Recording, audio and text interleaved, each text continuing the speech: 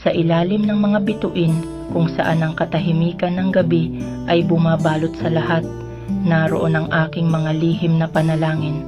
Hindi ko kailangan ang malalaking salita o marangyang kilos upang ipadama ang pag-ibig na ito.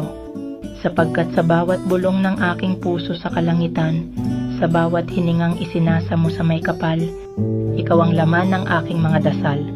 Hindi mo man makita o maramdaman, pero sa bawat saglit na lumilipas, nandito ako, nagmamahal mula sa malayo, nagdarasal sa katahimikan.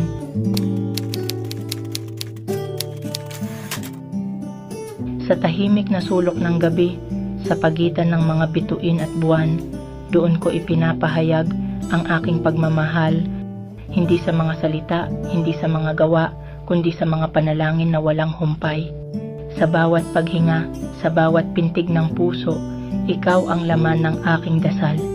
Hindi mo man marinig, hindi mo man maramdaman, ngunit sa bawat bulong ko sa Diyos, ikaw ang aking hinihiling.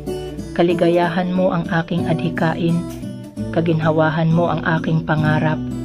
Sa bawat hakbang mo, sa bawat pag-asa, nariyan ako, tahimik na nagmamasid, sumusuporta, nagmamahal, nagdarasal. Sa bawat pagsikat ng araw, sa bawat paglubog nito, nananatili akong tapat. Sa paniniwalang ang lahat ng bagay ay may tamang panahon at mangyayari ayon sa kalooban ng Diyos. Hindi ko kailangan ng mga salita, hindi ko kailangan ng mga palamuti. Sapat na ang malaman mong sa bawat pagdulog ko sa may kapal, ikaw ang aking bituin, ikaw ang aking dasal. Sa tahimik na pagmamahal na ito, naway maramdaman mo ang aking presensya. Sa bawat pag-ikot ng mundo, sa bawat paglipas ng oras, nariyan ako, nagmamahal, nagdarasal.